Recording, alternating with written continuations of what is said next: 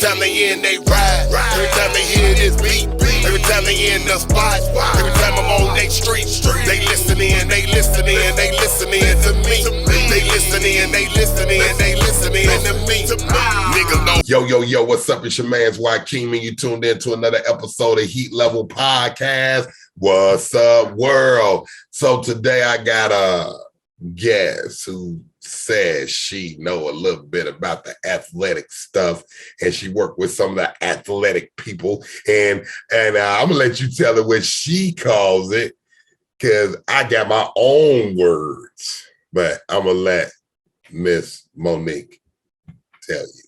Miss Monique, go ahead. Okay, well, I'm Monique Aj Smith. I'm a leadership strategist that work with athletic departments, sport organizations, and individuals who wish to advance in athletic administration. I have a podcast where I interview Black women in athletic administration and in sports business. I have a magazine where I highlight women in athletic administration and sports. And I'm an adjunct professor at Hampton University. And I spent 13 years as associate commissioner for the CIAA. I was an athletic director at 28 years old, and now I'm 54. Oh, okay. So you've been doing this shit for about 26 years? About 30 plus. 30 plus. Okay. Hey, hey, maybe it's the weed in me. But now, that was okay. So let's get right into it. Since you've been fucking with all these people that got, that status and the leadership, the ones that hire the coaches, right? And it was the people that hire the coaches, basically always got the money, right? Mm-hmm. That's right.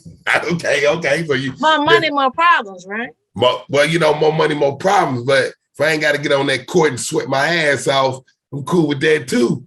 You know what I'm saying? But so what do you think? So let's take it back. Let's take it back. So we got people like, I know you know who Mark Cuban is, right? Okay, of course you do. Yeah, now you know who Michael Jordan is. So what do you think? And I want to get your insight on this since you into this world. So what do you think about the minority ownership in sports, right? So you say you talk to the Black this, Black that, but it's very small when you're talking about the ownership in teams, right? Even if you go to some of the biggest colleges, right? It's a small, but we're very big on the court, right? Or on the field as football. We're very big in that. We always been the entertainment wise of it, but we never been big on the back part of it. So what's your thing about that? How you think we can close that gap? Because that's a big fucking gap that hasn't been closed in how long? And it's been some greats that came through these sports, from baseball and basketball and football. I remember when baseball was like all Black, you feel me? Now it's like, okay, let's knock the Black people out of baseball and let's go get a kid all the way from India, that's 16. You get what I'm saying? Let's just be honest. Let's just be honest. So how can we close that gap of minorities owning stakes in a lot of these very famous and profitable teams in sports? Well, I was about to touch on the baseball piece because go ahead and touch on that. Yeah, I served on an advisory committee on it, and everybody was shocked that I did because I lived it. When I was athletic director at St. Paul's College, I had a hard time keeping kids on the baseball field. And most of my kids were not, most of my kids were Dominican Republic and Puerto Rican. Yes. And the problem was most kids, and they're really good, they're not going to college. True. And so when I was in, St. Paul was in the country. So most of them guys play baseball all year long. I mean, they're on the traveling circuit, but I couldn't keep them eligible. So either they weren't eligible or they're really good and went on straight. And so I really wanted a campaign. I actually served on a panel. I even contacted Solomon. I forgot his first name, but Mr. Solomon was a member of the National Baseball League. And I was like, okay, so what you doing? So they put money inside the inner city, and they had academies in different countries because it was cheaper for them to get the kids that were in another country. Then they tried to have a let's just say a pipeline. And I said, okay, because the problem I had, and it's still painful for me now. HBCUs were dropping baseball because it didn't have players, and they weren't Black. They were non-Black kids playing baseball at HBCUs because you couldn't get the kids. Yeah. You see what I'm saying? Like so now, even now, I mean, you don't have any HBCUs that's really doing baseball. Right. I mean, and the SWACs had the best baseball, you know? And I mean, I was, by this time, I'm a social commissioner for the CIAA. I had one of the schools drop, and that meant that I didn't have enough teams to go postseason. I needed 6 teams to have baseball for the NCAA to recognize us having baseball. So, and this is an example of what you just said, okay? So how do we fix this? So I'm in a leadership role. I'm the odd person to fight for this because I'm a female. I didn't play no baseball. No doubt. But I have felt the pain because I have had baseball at the institution. And so the thing is, I'm in a position to make change. So the conference is looking at other institutions that come into the CIAA. Well, let me ask you this. Go ahead. I'm pushed that if any school that comes into the CIAA must have baseball. So again, it has to be somebody in a position of power to make a stipulation that must be done. So in order to come into the CIAA, you must have baseball. So we added Chawan, which was a non-HBCU school. And I said, you need this school so you can go postseason. The NCAA gives you money based on the number of championships you have. Yeah. Winston-Salem State wanted to come into the CIAA. They did not have baseball. They thought that, like, okay, give us a leeway. I held the feet to the fire. I said, y'all do not allow them in because you said this and you know this has money involved with it. Guess what? Winston-Salem in less than 12 months began to have baseball, and they won the CIAA that year. They had baseball. Well, let me ask you this. All right, now I'm in Nashville, Tennessee, where we got 2 kind of historic HBCUs. We got Fisk University. We got Tennessee State University. Now, let me ask you this, since we on baseball, and I'm gonna give you my honest opinion about it, and I'm gonna just keep it real. You know, I don't really give a fuck what nobody think. Now, do you think that Jackie Robinson wasn't the first person to integrate baseball as a Black, Major League Baseball as a Black man? It's actually the other man. I wish I could. Oh man, it's crazy because the name at the tip of my tongue. But Jackie Robinson is the one that became popular for it. No different from Rosa Parks getting up that seat off the bus. She wasn't the first Black woman to not give a seat up off the bus. It's just, being with the NAACP, and she made it a bigger deal.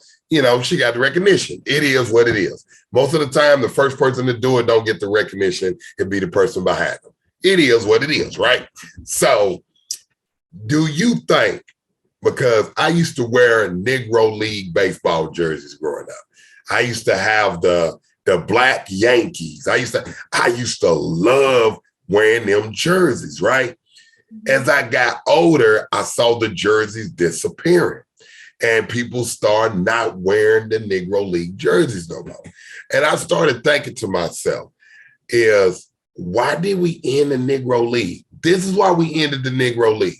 We ended the Negro League because Black folks wanted to be part of the white league. It is what it is. They wanted to be part of the majors. They wanted to get that because the Negro League wasn't per se paying them like, the major league. So they wanted to clash and like, look, let's Black people get into the Major League Baseball and we can do away with the Negro League and we can play with the white people, which Black people has always did. We always want to, and don't get it wrong. I'm not really, I got biracial kids. Huh? It's called assimilate. Yeah. I don't, I'm not racist anything like that. I got biracial kids, whatever. But I'm just keeping from being a Black man, right? And what I see even still today is no different from when the 90s hit and we stopped wearing Black clothing like we was, when we stopped supporting the Meccas and the Karl Kanais and the Fubus, and we wanted the Versace's and the Dolce & Gabbana. It's no different, right? I don't think that the Negro League should have ever been diminished, right? I don't think it should have stopped. I don't believe that Jackie Robinson should have ever went to the Major League.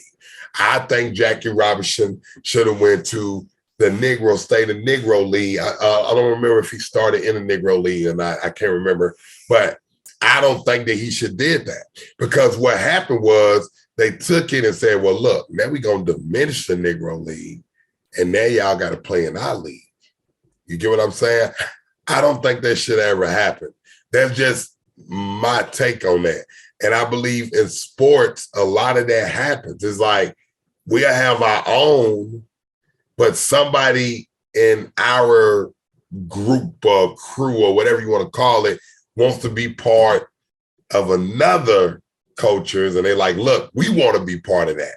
So y'all gonna let us in. They're like, okay, we'll let y'all in, but y'all gotta let that go. You get what I mean? And that's what they do. It's no different from the just even speaking on music, right? Or acting, no different from the Oscars, no different from the Grammys. Like, you know, Black people always want that validation. It's like, why can't we win Oscars? Go start your own shit, right? Who cares? Why you care about winning the Oscar from them? Oh, why? Because they say it's the highest award you can win? Because they say this is the best you can ever do. So if you don't win this, you're not considered this Academy Award winner. I think that's bullshit. And that's the same thing when it goes to sports, right? People talk about LeBron James or the Michael Jordans. Let's talk about Michael Jordan's story. Let's talk about when Michael Jordan came to the league. I think it was 1983, it was 82, 83 when he came to the league. But let's talk about when he did the deal with Nike. Now, if he knew what he knew now, then, do you know what he would be worth? You know how much he would be worth? He made Nike. You understand what I'm saying? If it wasn't no Jordan, okay, we know Bo Jackson did it first, right?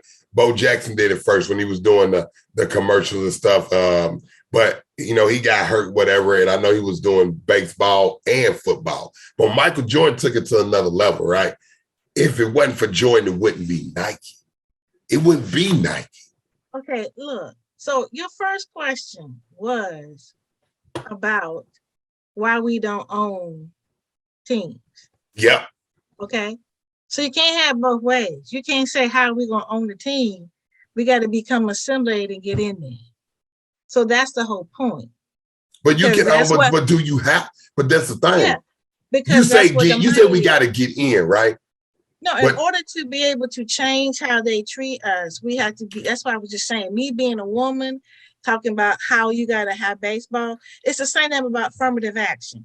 When Atlanta began to build up and have, Atlanta became the place Black folks can make money, right? Yeah. It's because somebody said, if you want to have this government contract, you got to have a subcontractor that is Black. So somebody with power has to be able to make it, but the people with the money has to be able to somewhat collectively work together to be able to get the big money.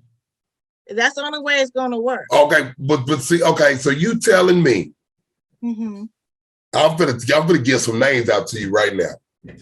Okay, so you telling me Magic Johnson, Michael Jordan, LeBron James, Shaquille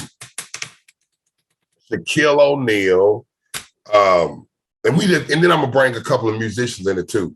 Jay-Z, who had ownership over, had a stake in Brooklyn Nets. You telling me all them powerhouses, as they call themselves, and they got power, cannot own a team? I think that's bullshit. You know what I mean? I believe that a lot of them, they say all this game. They say all this. We gonna do this. You know, LeBron and them talking about they gonna get a team in the NBA and all that. They talk all that good partial ownership of some type. Magic has sub ownership with Of the LA Dodgers. and the what's the LA women's team? Oh, you talking about the Sparks? Yeah. Yeah. I mean, And the Sparks, the WNBA might be a lot easier to get into for Black people as far as ownership than it will be the NBA. Because the NBA is that's that old wealth money. Look at Donald Sterling. When that stuff happened with Donald Sterling, who was going to buy the team, but backed out? Oprah Winfrey. Oprah Winfrey was up to buy the team. Oprah Winfrey, Magic Johnson. Who else was up to buy the LA Clippers before the guy from Microsoft? He left Bill Gates and he bought the team. Now, let me ask you this question. Oprah could have got that team. Why didn't she?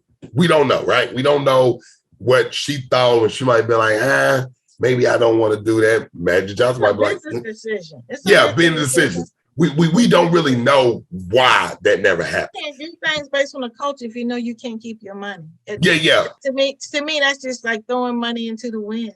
But he got the team, and he's making bank for the team. It just happened to be a white man. Okay, it is what it is, right? Now you got Michael Jordan, who is the majority owner of the Charlotte. What is it? The Charlotte Bobcats? What they call? What they call it? From Bobcats, they're gone back to. They back to Hornets now, ain't they? That's what I thought. So so he's like the majority owner of Charlotte Hornets, which is good. That's a start, right? We got this guy that, and the team, they suck. It is what it is. They're not good, but he's making a move, right? And I think that it can be followed, right? It's gonna be a lot harder in the NFL and baseball. Yeah, it's gonna be a lot harder to get that ownership in baseball and football, because I think football and baseball is a little more, deep rooted into that. You know what I'm saying? They way more deep rooted into the wealth of. You have to understand too is also a partnership with the city, so it's not like. Yeah. It's not like playing Monopoly. No. It's not. You can't even. But see, let me tell you something. Because I went to business school, right? Let me tell you something about Monopoly. And let me put something on. I never finished playing the game, so I'm not really good with it. Okay. Look, listen. I'm gonna put you up on some game, right? This is real shit. Anytime Black people make a movement, right? Anytime we get together and we really make a big impact, they always find a way to destroy it, right? And they destroy it from within, right? It's always one of us that goes in and destroys it. You want to go back to the Panthers, okay? People listen to, watch the Black Panther movie, they say, oh, if they never would have did that, then they would have never did that. Don't believe all this shit you're seeing on film, okay? They twist stuff up and all types of stuff, right? When they said Huey and all them, okay. Yeah, you get what I'm saying? That was calling them terrorist groups and shit. Look, and we ain't even gonna talk about the Black Panther. I'm a Muslim, by the way, but we ain't even gonna talk about the Black Panther. But I'm just gonna give a little bit of that. Is they gonna always try to knock that down. Look at the fuck up, Don't Fuck Around Coalition right now. Go look them up. They call it Don't Fuck Around Coalition. They walk around with their guns, anything going down with some Black people stuff. They there, right? They at the Capitol like that, right? And they looking at them like, oh man, we don't know what they gonna do. They crazy, they can do that. But these people can go around the Capitol, run up in that motherfucker, and nobody get their motherfucking head blown off. So, it's a lot deep rooted than just that. It's more deep rooted, and all this comes with entertainment, music, film, all this stuff. They give you what they want you to see, and what they don't want you to see, they don't put it out. And that's the reason why people might think Kanye West is crazy, right? But if you listen to Kanye West and you go back to when Kanye West first started, he's always been who he was, right? And he's who he is with money, right? And he's always talked about Black this, white this, black this, white this. And when they see him have a Make American Great hat on again, they was like, oh, you're betraying a lot of stuff you said. No, he wasn't. I'm not for Trump, but I respect Trump, right? People might say I'm a sellout for that. I didn't vote for Trump. Would I ever vote for Trump? Probably not. I don't fucking vote anyway. I don't feel like my vote really count. Just to be honest. But still is I respect Trump, right? And the reason why I respect Trump because he said what he wanted to say. He did what the fuck he wanted to do. He didn't care if you like it or not. You know, us as black people, if we do that, it's a way bigger problem. It's a way bigger problem. Why are they doing that? Oh man, he must gonna do this. Oh, he's gonna start that. And guess what's so crazy? It's our own people that be saying stuff first. You know, when I used to play basketball and football, right? I was locked up in an institution, but we played basketball and football. And I had a white coach, right? Which a lot of the black kids that are playing these sports, a lot of their coaches are white coaches, right? That becomes their so-called daddy, right? And I remember the coach telling me, he was like, are you going to be real good if you get out of this juvenile facility? I think you can make it to the next level and you can be the greatest. And, you know, the stuff that he said to me, right?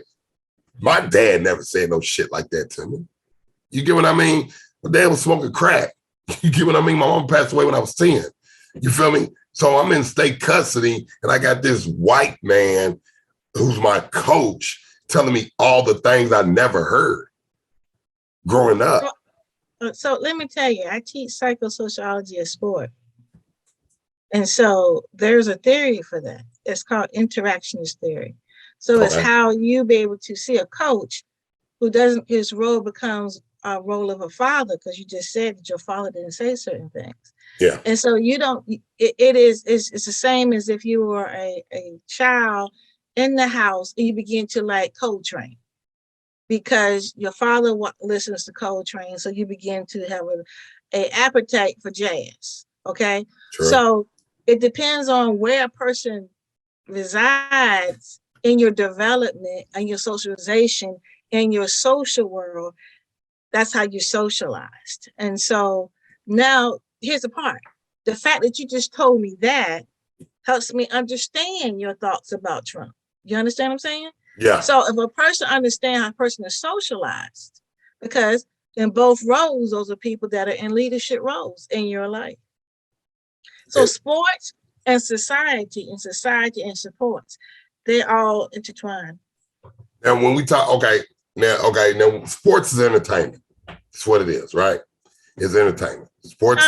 That's a part of higher ed education, because we just talked about how sports educated you and have a mindset. Yeah, well, yeah. Carry it on till you're grown. So, you learn discipline. Yeah, you learn discipline. Yeah, it's a social world, true enough. But let's just go for the basis of what people see it as, right? Most people that watch, they see it as their entertainment.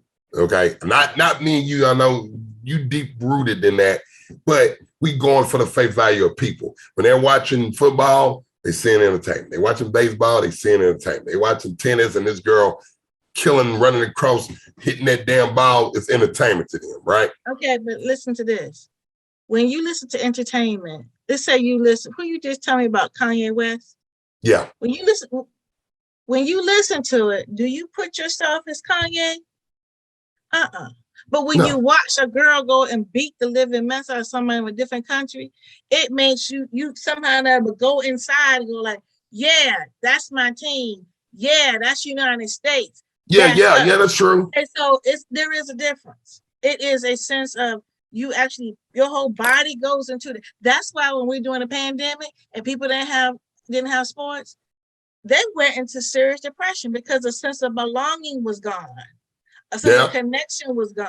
But it's a little bit more but that's the thing. Before a lot of that stuff happened, did people see it as that? See, I get what you're saying. You saying that's what it is, but you got to remember, most people are regular people, right? But they don't know this is happening. That's what I'm trying to explain. That's why I said you for their team. Well, that's what I'm saying. Don't nobody on the team at all. Okay, but so that's what I'm saying. I'm not saying that you're wrong, but I'm saying that most people don't even know that's happening, right? That's right. They still look at it as entertainment. For example, you sit down and you watch Netflix, right? And you watching a film on Netflix that is about a woman that got kidnapped and they're trying to find her, she can't get out, whatever.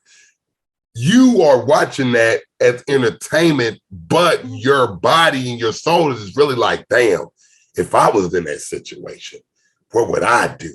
If I, you know what I mean? You really kind of embody that, right? You people, like you said, they do the same thing in sports. You know, when your team coming down, you're like, dunk on them, LeBron, or get smirked that. Man, why you messed that up? You know, you could have did better. You know, you're right. But I'm saying most people don't really see it as that. And when the pandemic hit, and you absolutely right.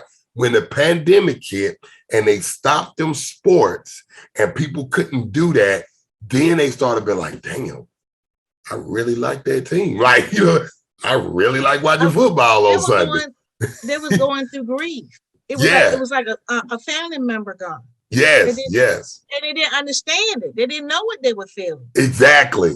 Because it was like, oh, well, we don't get March Madness. We don't get, what? Like, you really, man, what I'm going to do on the Saturdays and the Thursdays when I used to, you know, the chicken wings and you're right. You absolutely right. And a lot of people didn't know what was going on, right? But now that we got the sports back, right? I got it right here in the corner of my eye, right here. Yeah. everybody back like, yeah, we back. Just like watching March Madness right now, right? Everybody like back. But when it comes to sports, I'm gonna say this. Two people I want to talk about, which is two people you know. Kobe Bryant and LeBron James. Rest in peace, Kobe Bryant.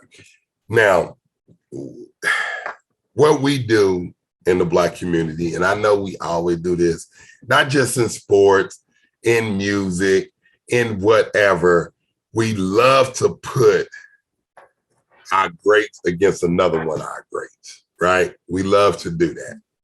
I'm going to tell you what I never hear a lot of people doing. I never hear it. I promise you. I ain't saying some don't. You never hear people say, let's put Magic Johnson against, what's a good white player? Dirk, right?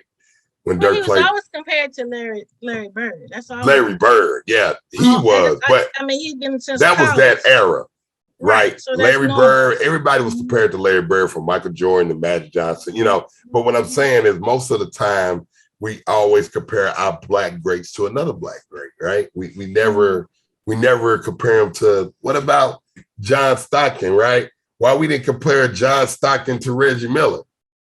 You know what I'm saying? Nobody ever did that comparison. Go look at the stats of John Stockton. Go look at the stats of Reggie Miller and Allen. You talking about Allen Iverson? No, Allen. You know what I'm talking about. I know Ray Allen. Ray Allen, right? So why you didn't put Ray Allen against John Stockton in stats? No, we don't do that. We want to put Ray Allen against Reggie Miller, right? We don't want to put them against their white counterparts. And it's like, why we don't never do that? It's no different from when I watch the Grammys, right? When a rap album came out, look, I like Eminem, no doubt. But when Eminem came out with an album that year, Eminem won, right? Didn't matter, right? He won.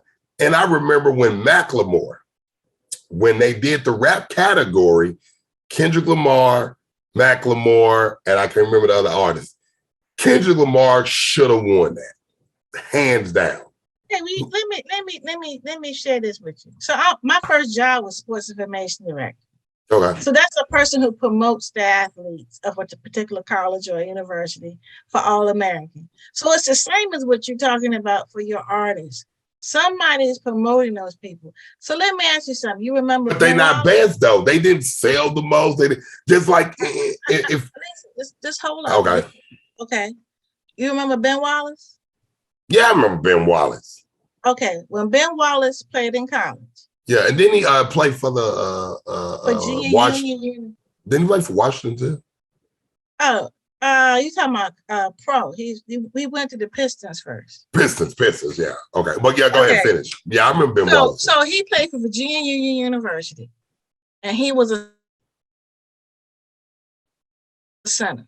My guy from St. Paul's College, he was a center. My guy made all conference all 4 years.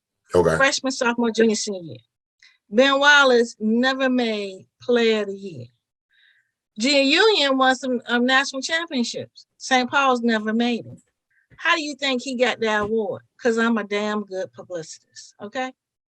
So that's your answer about your people. Yeah. You know what? I give you that. You right. But should it be? But that's the thing. Yeah, should it be? Have talent. My talent is doing that. If I'm that good, that's why I do it. That's how I'm able to do what I do as an entrepreneur. There are people who want to get jobs. I go ahead and promote them. People know who they are. When they go for their interview, their confidence is up. They can share their narrative, and then they get hired. So somebody else is more talented to get the job. Yeah, but did nobody know who you are? So sorry. Okay, guess what? I'm glad that you said that, because that goes with sports too, right? And that goes with entertainment as a whole, right? And I say this to people all the time. You can't get mad at the music that is out there. You can't get mad of the players. You say, man, these players ain't like the players in the 90s. They ain't like, the game is different, right? It's a lot of fucking crybabies in sports now. You know, celebrating this is wrong. Unlike the sportsman, you can't taunt. You can't, I think all that's some bullshit, right? Look, like this guy said, what we gonna start doing? Beating each other and fucking giving everybody a participation award? You know what I'm saying? No, I was the better team, so I won. Give me my fucking championship. And yes, when I score this touchdown, I'm gonna put it all in your face. Yes, when I run from this end zone, Mr. Deion Sanders, prime time, if I go from this end zone to your end zone and none of y'all can touch me, I'm going to do my dance and I'm going to show my ass, right? But now it's different, right? I mean, I'm sorry. You just said something that I just talked about in class. Well, are you frozen? Oh, I can't really say you're. I was like, you frozen? Nah, go ahead. We talked about the expression of our culture in sports. So the gymnastics, these girls will begin to play our music. Okay, watch something gonna come out that's gonna block it. It used to be when we danced in the end zone, then they took it away. Yep. It was our culture. Yep. They changed the rule. Yes. AI comes up with the what? With the braids. Yep, and they make them start wearing suits. Yep. Right. Okay. So when we begin to express ourselves, there's a rule that comes out to knock it out. But it's called critical race theory. Okay. Yeah. And so somebody did some research, and in some places that, again, we turn it around. So what you're just saying is, honestly, it's a cultural thing that's trying to knock us down from expressing ourselves. Now, I'm gonna tell you, go to like Japan and whatnot, they know more rap songs than you do. Oh yeah, you're right. You absolutely right. And guess what? They are cold. I'm talking about Japan, North Korea. I'm talking about you talking about B-boys breaking. Oh, they got it sold up. You're right. When that happens, they can, and guess what? They spend money. They spend green. Yeah. What's gonna start happening? We're gonna change the rules back. No, you know what? You're absolutely right, because a lot of artists and stuff, and a lot of people, they say, look, the money's overseas. Go to Japan. Like, worry about America. Go over there. They're gonna pay for your show. They're gonna come. They're gonna play. I promise you. That's not Britney locked up now, because that's where the money is overseas. They'll pay these girls here in the United States. Britney would never been over there. Yeah. Russia.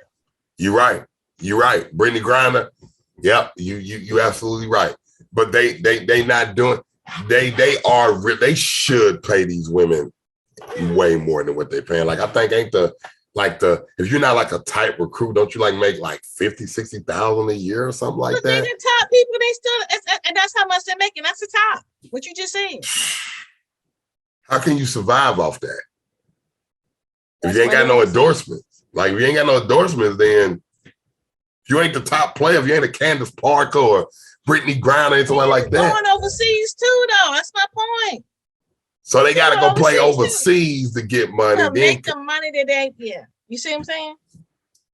That's a crime. Yeah, that's not good at all. Like, you know, but you got to think they got to start taking all that money away from the NBA. You don't take that from nobody. You got people who, okay, right now, you watch March Madness. Is anybody leaving the stands of the women's game? No. No, they're not taking away from the men. No. So both of them are sold out. So don't come with that. Then why you think they're not giving the money to the women like they should? It is a same thing we just talking about the whole time. It's a normalization. I won't say of ignorance, because again, because you know they got a women football league too. By the way, they got a women professional football league. Yeah, women tackle football. Yeah, tackle too. Yeah, I know. I've had a client that played in the one in Virginia. And here's the thing. It is I'm just going to use layman terms. It's just ignorance, because you use different reasons. Like I just said, you just said take away. Can't say take away because both of them sold out. You know what I mean? So It's the same thing. Well, people really don't want to watch that. That's crazy. You look at the ratings, you know? So It's always, it's somebody who are not. That's why I teach the class. If you do the research, I said, your research can help turn us around. You know, because you got people who are not studying, just making assumptions and going for it when what the data says.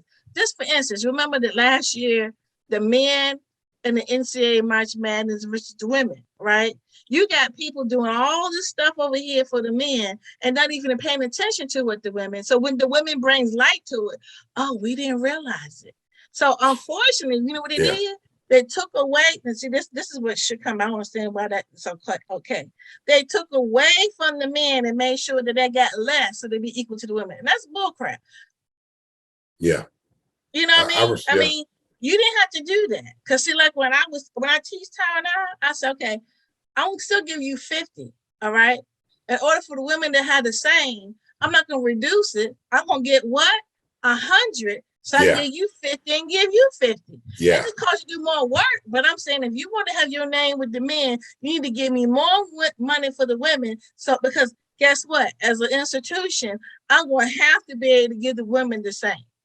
I'm going to have to go find it from somewhere, because you can't say it's a money reason why the men got more than the women. Yeah, you're right. No, you're right. You're right. I got to give you that one. You're absolutely right. I think that they should.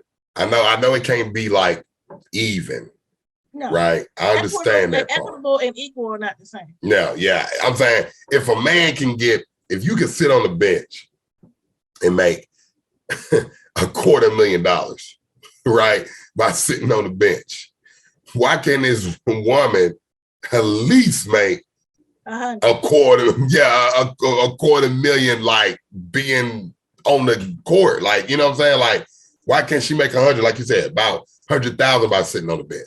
What is it going to hurt for her to make 100,000 sitting on the bench? Okay, she's not making $250,000 sitting on the bench, but she's making 100,000 sitting on the bench. You giving these men $145 million contracts and $90 million for 4 years. Mm-hmm. The women can't get $5 million for 4 years. Like, you know what I'm saying? Like, so you're a movie guy, right? You see? Yeah, that's my movie right there. You see the movie Fly High Bird? No, I want to see that because they said it was shot with iPhones too. Yes, it was. Yes, and here it's a basketball. AAU basketball is one storyline, because he's saying it's a game within a game, which is true, because you were already playing basketball. But when the shoe company realized that I don't have to give you money for the shoes, I can just have the tournament, that took the grassroots out of it. You follow me? It became a business, a game within a game, a business within a business. Okay. So the Nike people started having, okay, we'll name this team my team, this one my team. Then you get the fights among all the grassroots to get there. That's one storyline. But the storyline that you're talking about the money, a sport agent, it was a shutdown, right? So the agent, in somehow a term, and he fixed it so he showed that his player how he can make his own money. And see, that's the same purpose need to happen. They made a shutdown, making it think they were trying to have an agreement with the Players Association. They had a shutdown because they were trying to get more money from the TV. Right? So in the movie, you see the kids going to have a game at a grassroots facility. And it was videoed because everybody got a phone. And Netflix won it. So guess what? The players that get money from the Netflix, they don't need to have to go through the NBA. So when you realize you control your own narrative, your own outlets, then that's what's going to change it. Because again, I don't have a monopoly. It's right now. Just right now. I'm watching the March Madness on my phone. True. Why did everybody cut the cord? Why everybody cut the cord? Because I don't need the cord no more to go watch my team. Yeah. Hey, you know what's so funny? I got my own network, He Love Entertainment TV network. And I got my movies on it. And the thing is, I'm doing that same thing. Like, and honestly, I'm competing with Netflix. Netflix, here I come. I'm about to be the #1 independent Black streaming platform, Black-owned platform. We're gonna have all types of stuff on here, but we will be the #1 independent Black-owned streaming platform. So Netflix, I'm coming for you. Y'all better become profitable because y'all ain't profitable yet. Y'all making all this stuff, but y'all ain't profitable yet. Yeah, I'm reading your numbers too. I'm waiting for one of these billionaires to split y'all up.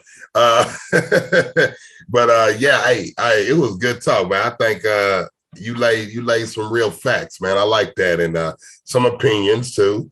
But they were good opinions, and I think people will have some stuff to say, and and I will be commenting on some of the stuff that people will be saying on my IG, and that's really dope, though. But I'm glad that you fight for Black women and women, and our people, man. Because at the end of the day, man, we need to fight for us too. Don't mean that we don't love everybody else. Don't mean none of that. But damn it, we gotta fight for us. You know what I'm saying? And that's just real. So I want to get you to my first segment, if you don't mind, and I'm gonna let you do your spiel where you tell people where to find you. So before I do the segment, tell people where they can find you at. Oh, okay. Well, I like to communicate on LinkedIn. Monique Aj Smith. My podcast can be found on chatinagarden.com. My magazine is on Amazon, Significance in Athletics and Sports. And my store that has my book, that talk about my athletic administrative journey, is payhip.com/seeds of empowerment. That's seeds, SEEDS, of empowerment. Oh, that's what's up. And where you at right now? Where you located? Oh, I'm in Hampton, Virginia. Virginia, baby. I'm in Tennessee. What's up? No doubt. So we're gonna go to this first segment. Our first segment is called Under the Bus. That means I'm gonna give you 2 names. And since you're into sports, I gotta give you 2 names in sports. You know I had to do that. So, and it is what it is, who I'm gonna say, I understand. And you just tell me which one you put over the other one. And if you don't want to throw anybody under the bus, you still have to. It's just the way it goes. So 2 names. Who was the greatest? Michael Jordan or Kobe Bryant? Which one you picking? Michael Jordan. Michael Jordan. Mm-hmm. Rest in peace to Kobe Bryant. But Miss Monique Aj Smith has picked Michael Jordan over Kobe. And I think Michael Jordan will say that he was him after him. He was the legend after the legend. Mm-hmm. And I respect that. That was easy for you though, wasn't it? Oh, yeah. Okay, so we're going to go to our last segment. Our last segment of the day is called Brutally Honest. That means I ask you a question and you got to be brutally honest. If you're not brutally honest, what I used to do on my last 2 seasons, that I will roast your ass because I'm a comedian. So I will roast your ass if I don't believe your answer. But since we're on season 3, I'm giving people a chance to plead the fifth. Now, if you plead the fifth, and I put this on IG as you pleading the fifth, people might have things to say about you pleading the fifth. So remember that. So the question is, and my questions be fucked up, love it, I hate it, but have you ever wanted to be a serial killer? No. Are you sure? You never woke one day and say, wish I could just kill all these motherfuckers. You never thought of that. Never came across your mind. Now, so I'll tell you what, define serial killer. That's just what I need. Well, serial killer, as they defined it, is just a multiple killings of so many people. No, I only needed to kill one person. Okay, so you just want to be a killer. Okay, gotcha. No, just one. Just one. Just one. I just wanted to take that motherfucking head off. Understandable. Yeah, I got you. The cereal is what got me, not the rest of it. It's just like the cereal part. Yeah. So it's kind of like cereal. Do you want to be a serial jump shooter?